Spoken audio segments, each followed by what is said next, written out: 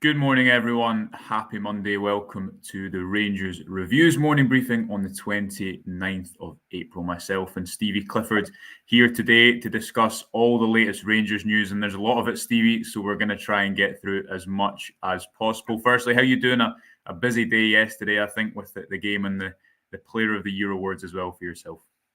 Yeah, good morning, everyone. I'm a bit bleary-eyed this morning, Joshua, to be honest, but I was hoping that it was Derek, but it's your handsome self, so I've got no chance this morning of looking good or anything, but looking forward to talking all things Rangers at least. No, sorry to disappoint. But before we start, a couple of things to just get into as ever. We'll start with it's the last day of our spring sale.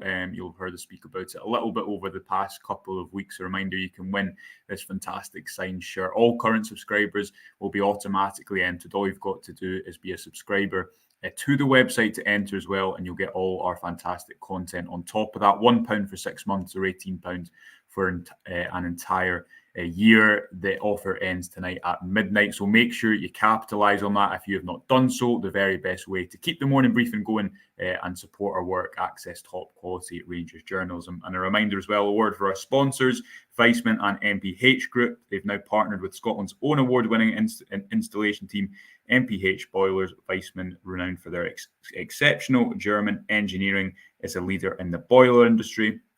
If your boiler is on its last legs, you know where to go. All the links are in the description. Right, Stevie, let's talk Rangers. Back to winning ways in the league. They'd only won one game in 5 previous league games, travelling to Paisley yesterday. They had to win. It wasn't vintage. The expected goals was lower, for example, than they went up to Dundee. The difference was this time they found a winner. I think a lot of obituaries for the season had been written by about the 70-minute mark, and it felt like for a while a game we'd seen before. To me, it was very reminiscent of Giovanni Van Bronckhorst's last game, which was a 1-1 draw at St Mirren, where it just felt like Rangers, you were wondering where is this goal going to come from. But they found a way to win. They're still in the title race, vital to keep building that momentum. How did you see the game overall? And then we'll get into all the specifics as we answer some comments as well. First of all, delighted to get the 3 points, considering what was a very difficult first 11, Joshua. It's fair to say that that's miles away from, I think, what we would have probably been if everyone is fit. So I understand the selection from Clement, but it's just really difficult. You know, your front three and lack of width, etc., was always going to make it a wee bit difficult, I think. So with all that said, I was delighted to get the 3 points. I don't think we played very well at all, really. And I think that that man, Jack Butland, once again kept us in it and producing, I think, 3 or 4 really good saves in the first half. And at that point, you go in at 1 each, you're thinking, do we get a response in the second half? And the response didn't really come for the first 20 minutes. And then you're starting to panic and wonder, where is this going to come from? We needed somebody to step up. Maybe it was Cantwell that sparked it with his couple of runs and things that he had, because just not long after that, a couple of minutes after that, Rangers took the lead. So we needed a result, Joshua, and I get the argument at this point it's result over, performance kind of thing. That's the only thing that matters. So I understand that, and I'm delighted just to get the 3 points, but it wasn't overall a great performance, I don't think. No, I mean, comment here from CGM55 saying when your goalkeeper is man of the match, then something is wrong. And you're right, result dictates the outcome and the narrative, because if it was a 1-1 draw and that moment hadn't happened, then we'd be having a very different discussion this morning. Actually, to me, Stevie, didn't feel that different from the Ross County game, in that if Butland doesn't make that save, then St Mirren, like Ross County, would have scored a quick-fire double after Rangers had gone ahead and maybe gone ahead, not against the run of play, but it wasn't as if they'd completely dominated. They'd also gone ahead through a deflected but well-worked set piece. It felt very reminiscent of that, but I guess that is what Butland is there to do. He's done it all season, made big saves, and he made another big one yesterday. Let's hear what Philippe Clement had to say, speaking to the press afterwards. I did what they have to do, and that's winning games. That's the first thing. Was it our most sexy game? No. But it's also the circumstances. All respect towards St Mirren also. Their aggressivity, their power in the duels. They want these duels every time. Pitch is also smaller, so that creates also more duels. And we had to dig in. We knew that from before, but the team did and get the result. So I don't think if you don't lead with 0-2 or 0-3 that one team will have an easy game here. That's because of the quality and the mentality of St. Mirren, of the players, of their manager. So it's about taking the 3 points and with a very good second goal also. Stevie, I guess I think in a manager's diplomatic term, Clement probably saying what a lot of people are saying. There's clearly, and we're going to discuss it all summer, there is Rangers need to do a lot of work on this squad. Clement has got the most out of them so far. We know what a lot of players are. We know what a lot of players aren't. But it is just about continuing to win at this stage of the season, not only for the momentum of the title race. You can't let your season peter out whatsoever, because obviously the Scottish Cup final on the 25th of May as well. Do you think that's a fair summary from Clement? He needs to get the best out of this group of players until the end of the season. They did get the win yesterday, and I'm sure that'll be the same message kind of for the next 5 or 6 games. Yeah, he's got to be diplomatic, hasn't he? So I was maybe, sometimes you want him to be a wee bit more forthright, like after the Dundee game. I think he maybe got the balance of that wrong, but I think that's fair enough from him yesterday. I don't really know what else he's supposed to say. He's basically telling you that it wasn't great, but at least they won the 3 points. He's just been diplomatic about how he's done it. So, listen, I don't really blame Clement. Yesterday's selection, the kind of bit where we are, I think he's done a really good job of getting the best out of this squad, Joshua. I've continually said that I'm not sure it's really where we need to be, and I think he's done a really good job to do that. But I understand completely what he's trying to do yesterday. I think the balance is right in what he's saying. So yeah, I mean it's what I would have expected him to say, really. Mm-hmm. Yeah, a couple of interesting comments coming in, which we will get to. Aldo saying that save from Butland was Gorham, wow. A lot of comments for Jack Butland, Stevie, who won the Player of the Year and the Men's Player of the Year and the Overall Player of the Year, voted for by the fans last night. More of the same from him this season. He's been Rangers' most consistent player, undoubtedly, and deserved that he wins that Player of the Year award, which you were at last night. But Rangers weren't going to be in a position to win that game yesterday if not for Jack Butland, and they wouldn't be in the situation they are this season without Jack Butland. Stevie, is that fair? And some people interested as well for your view as a qualified referee on that booking, which has got some people upset, shall we say? Listen, Jack Butland's been sensational for Rangers. The fact that he's on the verge of an England call-up, or certainly in amongst it, I think speaks volumes of how well he's played. He's been controlled. He's been assured, not only in shot stopping, but also commanding his area and also taking crosses and things like that. So Jack's been incredible. Listen, the nicest guy. He's massive, by the way. I know I'm only little, Joshua, but met him and spoke to him last night, and he's huge. So, and it's funny, his hand just about engulfed mine when we shook hands. So, it's no surprise when he comes and takes a cross, he's taking it. But listen, he's a lovely guy. All round, I think he's been excellent for us. Some of the shot stops, Joshua, when you go back and look, here's just an example. Remember when Vassell went through for Kilmarnock? Yeah. Just after Christmas at 0-0.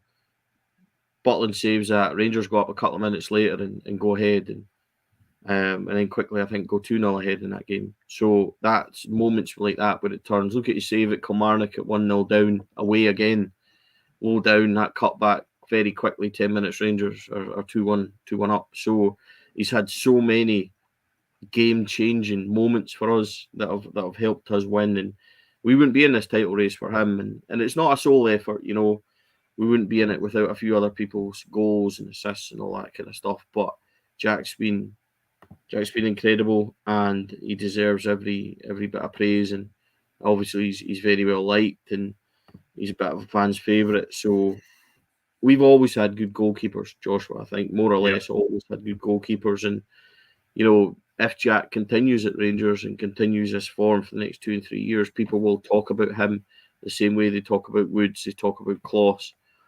And, you know, in time, if he was to stay and have that longevity, people would start comparing them to the very best, the likes of your McGregors and your Gorhams and stuff. I think that's how good he is, and that's probably the biggest, you know, kind of biggest compliment I could pay the guy. So, yeah, Jack's been phenomenal, thoroughly deserves these rewards. And I don't think there's any kind of dubiety about that. As for his booking, look, I thought it was farcical. That's my honest truth. I think he comes out and plays the ball, and the boy actually runs into him. There's no intention from Jack to try and hurt him in the follow through. It's a difficult bouncing ball. Jack deals with it very well. He actually uses his so-called weaker foot, his left foot, so he's maybe a wee bit off balance, but the boy actually runs into him. Stephen Robinson said he didn't even think it was a caution, certainly not a red card. Mm-hmm. So it's how Stephen, how Nick Walsh, the referee, came to that decision. I think is based on the fact that he's probably not seen it properly and he's guessing a wee bit. Or if somebody's got a word in his ear telling him to do that, then it's quite remarkable. But it was a nonsense. And look, see at that point in the game, if that boy had bent it in, then I'm pretty sure Jack would have saved it anyway, because that's what he does. But these are huge moments, Joshua, where you just got to get them right. And I know it's frustrating because VAR can't intercept, but what's the point in having a system like that? You know, if they can't have a word in the referee's ear and say, no, look, you've interpreted that wrong. That's, you know, it's a bounce ball. It's absolutely fine. There's nothing in that. So, very disappointing decision. But in the catalogue of decisions we've seen this year from Scottish officials, it's probably not even up there with the top 10. So, it is what it is, really. Craig says Butland easily our top man. A lot of praise for Butland in the comments, as one might expect. Stevie Lewis says Butland is in the top 5 goalkeepers in Britain, and for me, he's ahead of Pickford. Francis says well-deserved player of the year for Super Jack Butland. I just hope and pray we can keep him. And Sonny Boy saying Butland scooping the individual awards is testament to how good he has been. World's greatest DJ yesterday showed why the keeper is our player of the year. The other big talking point, Stevie, is Cyril Dessers. I mean, I'll read this firstly from Stephen Gillespie, who I think makes a fair point. He says, lots of negativity around the squad, which I understand, but we are banging the race for a treble yesterday. Not great, but it's 3 points. All we can do is continue to win games. And perhaps a player that sums that up the most, Stevie, is Cyril Dessers, who yesterday scored his 20th goal of the season, and a big one after his 2 big goals the week before. Still continues to split opinion. Thomas here saying, for me, he completely fails the eye test. King Rex saying Dessers does so much work off the ball. He certainly isn't the biggest issue in the team.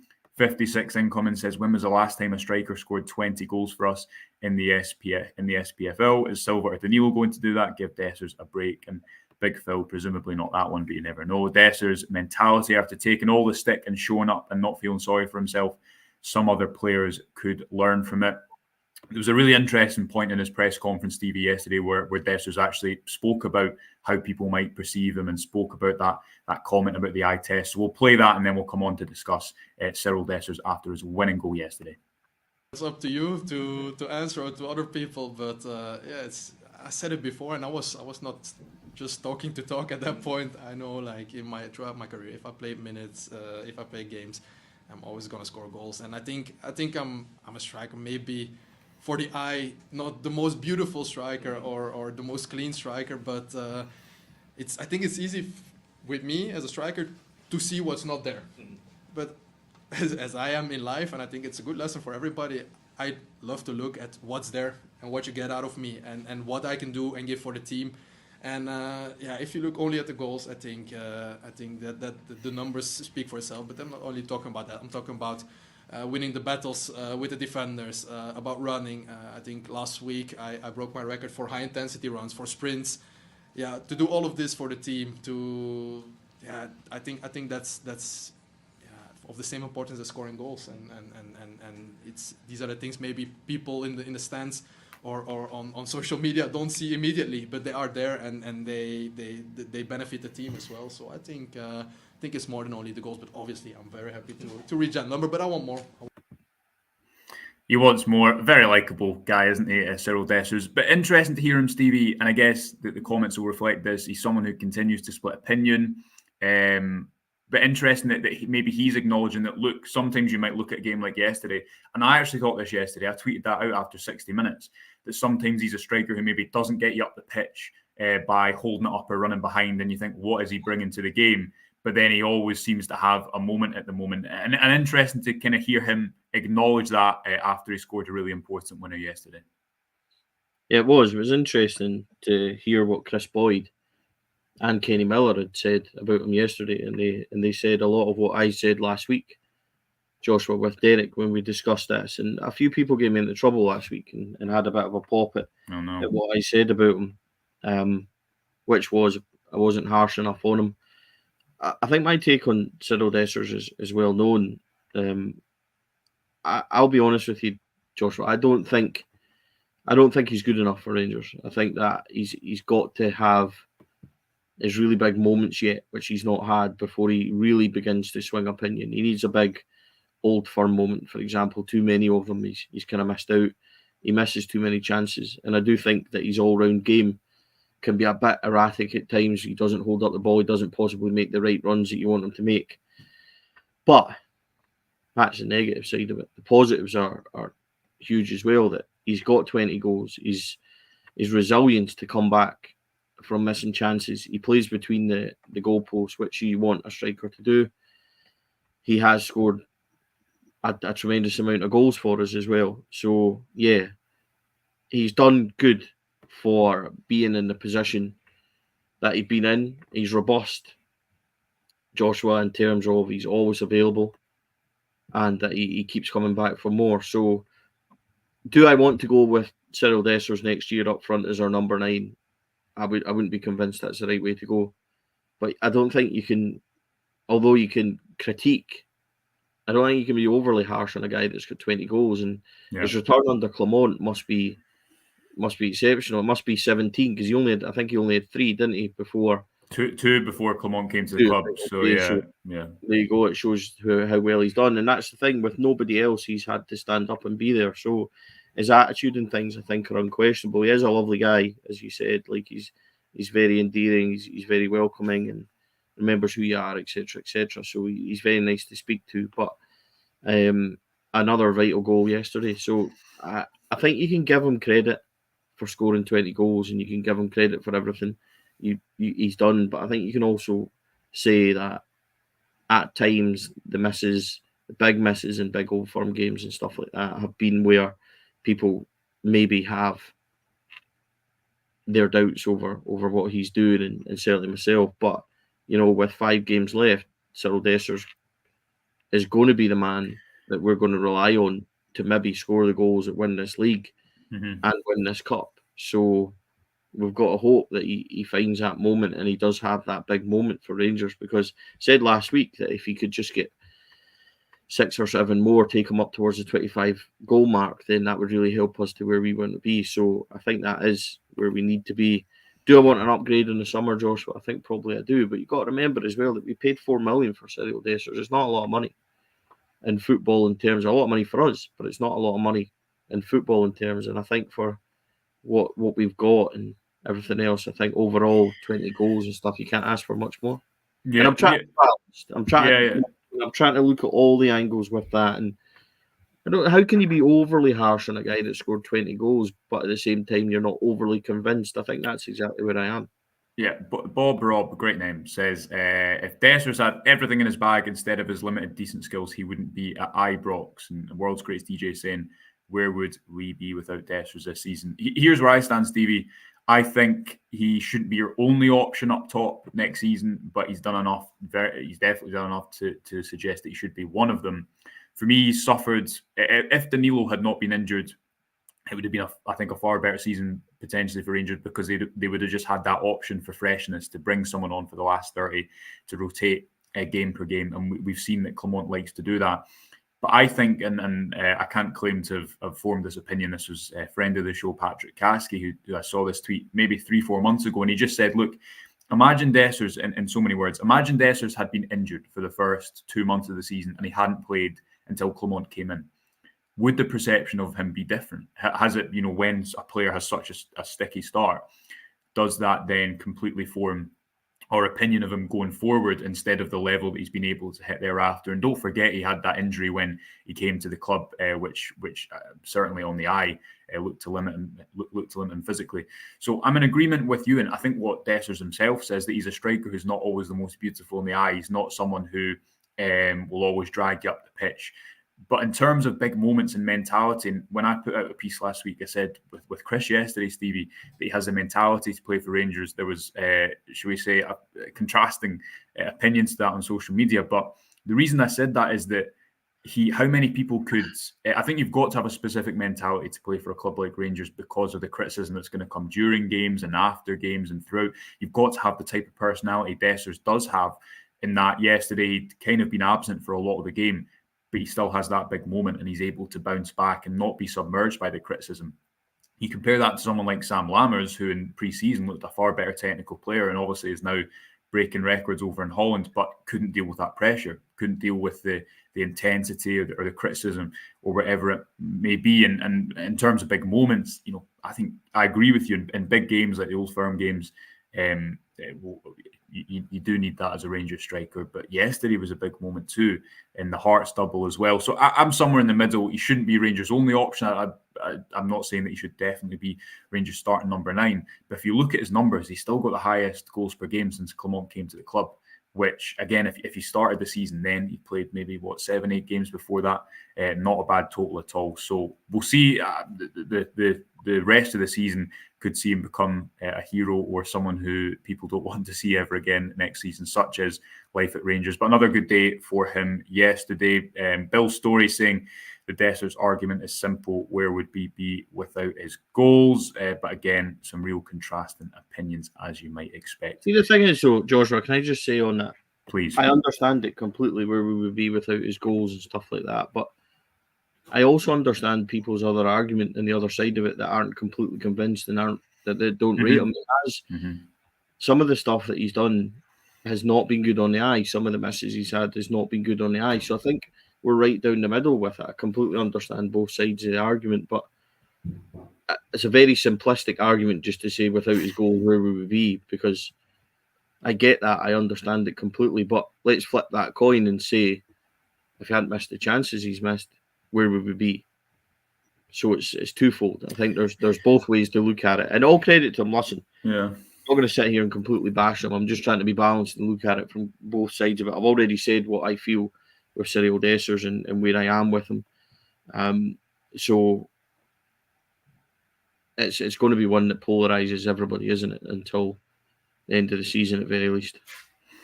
Absolutely. Right, let's talk about a player who's not really polarising people, which is Mohamed Diomande. We've got, I'll link it in the description, but our piece today on the website focuses on Diomande's return to the team and what he's brought, really, since he came to the club in January. Stevie, I've just got a couple of images here to show, which is in the piece and on the Twitter page. This is a lead up to Rangers' goal yesterday. The red outline is where Diomande does not play his pass to James Tavernier.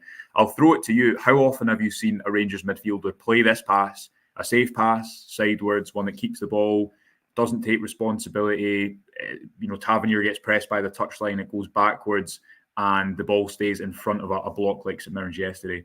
Instead, Diomande, and this is what I think, you see him play with his arms outstretched a lot, and you saw him do this yesterday when he had the ball, encouraging Cantwell to move shorter, which drags the centre-back in, which drags the player, I think it's Kilty, who's marking Tavernier towards him, which creates that space to run onto. Small details, but it's these type of passes for me. It's this type of creativity from the base of midfield that Rangers have lacked since Stephen Davis stopped playing there in 2021. Now, Diomande is not the finished product. I think he'll improve with better players around him in the middle of the pitch. I know you spoke about him, and I think you asked about him, Clement, about him after the semi-final last week. I mean, how impressed have you been with him overall? Because again, it's not a performance where he's flawless, but he does seem to bring something to the Rangers midfield they've lacked. And he's a player for the present, but he's also someone who you think next year, with better players around him, it could be a far better player in the future. Yeah, I think all of that's really fair. As I said, as you said, pointed out that I spoke about him last week. And I think that he's got all the qualities. He's got a certain kind of swagger to him that I quite like. He's somebody that's kind of grown on me, and you miss him more when he's not there. Then you realise he's not getting to the second post. He does a lot of pressures, a lot of press, and you miss that. But interesting, Joshua, you listen to what ex-players say, and a lot of them will tell you that this boy's really good and he's got something and they like the look of him. And I think that speaks volumes of where we are. He kind of reminds me, see the way he plays with his arms out and he kind of directs. Yeah. People my vintage will remember a very young Giovanni Van Bronckhorst being very much technically the same as him, played with his arms out, always kind of passing. I think a very famous kind of, Giovanni Van Bronckhorst kind of moment. He does that, kind of is pointing and things like that. So, yeah, I mean, I'm with that. Arthur Newman used to do it quite a lot as well. He would point and tell people how to go on the left-hand side. So, yeah. Diomande, as you said, isn't the finished product. I would like to see him, with, more athleticism and midfield next to him and possibly better options and stuff like that. I get that completely. But he was a huge reason why Rangers were able to free Todd Cantwell so much last week. Yesterday, Cantwell didn't get so much space. But as you said, Diomande, the thing about that first image, Joshua, that you showed, I'll put it back up.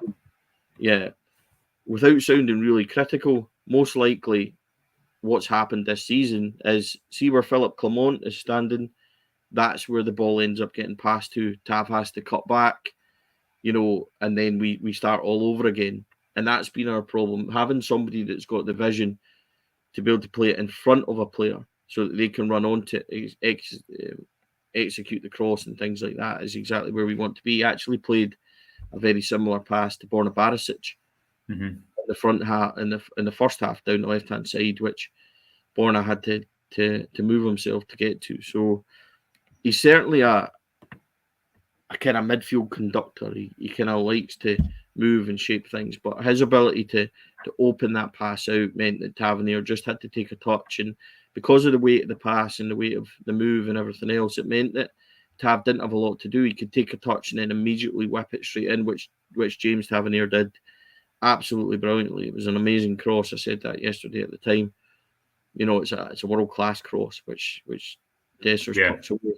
So I had to laugh at the commentary a wee bit. I thought it was funny when he said Dessers couldn't really miss, and I was like, well, we've seen that before, but it was just a funny moment, obviously, because he tucked it away. But Diomande, I think, has got somebody that hopefully will continue to grow into our team in the midfield. Joshua, I think he's done really, really well. I think he's got an eye for a pass. As I said, he does a lot of pressing, a lot of second ball stuff that you maybe don't notice all the time, and then suddenly you take him away and he's maybe not there. But technically, he's very good. And as I said, when you listen to ex-pros and stuff like that, and they talk about him and they say how good he is, I think that's a clear indication of, players recognising players kind of thing. So I'm very hopeful for the future of Diomande. Like you said, once he gets better players around him, I think he could hopefully really flourish in there. And I do see a lot of likeness for Giovanni Van Bronckhorst, the way he plays and the way he kind of plays with his arms out and nice left foot, etc. So, yeah, he's certainly a player that we've potentially want to watch with. Yeah, and a wider conversation about recruitment, Stevie, but Rangers have needed to and still need to fix that. And Diomande, if they could get a few Diomandes, that profile of player who is ready now and requires a bit of investment, but is going to be able to sell for further down the line, then I think that would leave their squad building in a better position than it has been. And Neil says, would love to see Dio play with Sterling in midfield. I don't think you're alone with that opinion. Neil Harris saying would like to see Raskin and Sterling next to Diomande, something CGM 55 agrees with. And finally, Blazing Blue says that Diomande also steals the ball from the opposition so often, something you referenced there, Stevie. Not crunching tackles, but brilliant to watch. Did that in the first half, didn't he, where he lost the ball and then won want to throw in his own half. So a good comment there from Blazing Blue. We'll leave it there today, Stevie. A reminder, folks, if you've not subscribed to the website, do so tonight by midnight. £1 for 6 months. You can read our coverage every single day. Today we have a detailed piece on Diomande with stats, graphs, opinions, and everything in between. You can also be entered into a draw automatically to win this fantastic signed shirt signed by Paul Gascoigne and Ali McCoy. The links are in the description. You also get to read plenty more coverage, including a weekly column from Stevie, which is worth the subscription alone, in my biased point of view. Yes, Stevie. Just before we go, can we just say a massive well done to Rangers women's team for their victory? Yes. Well, I had a comment here which I would drag up as you continue. Sorry. Excellent performance. Really needed it. I think they've had a few moments, and obviously there's been question marks over the team, but I think Saturday showed they completely dominated. As 56 in Common says, they did completely dominate that Celtic team, made them look very ordinary. Rachel McLaughlin returning, Catherine Hill at the back as well added to that, and Chelsea Cornet and Liv McLaughlin were just incredible in midfield. So big moments for the team. They're very much like the men, Joshua, very much like the men. Now they have that big Scottish Cup final the day after the men's cup final, and they have that run in where they play Celtic at home, a week today. So at Clyde, I always get, I done a wee report at the weekend. Yes. I always get Clyde and Airdrie confused. I always do it all the time. We play at Clyde. I've been lectured on that and told properly. I know that. I go there plenty of times and still get confused. You know what it's like, Joshua, with me. So we're there a week today. It'd be lovely. I think it's a bank holiday Monday. It'd be great if we get so many people along to cheer on the girls. And they're doing a great job this season, and a big push towards the end of the season. They could still have a treble. So fingers crossed for that one. But well done to the team. They done magnificently well. And it's always nice to beat them, Joshua, at anything. So I thoroughly enjoyed Saturday for Rangers Review. It was good fun. Great. You can read Stevie's piece from the game on the website as well. But thanks for joining us, folks. All the relevant links discussed in the show are in the description. Until then, thanks for joining us. Speak to you soon. Bye for now.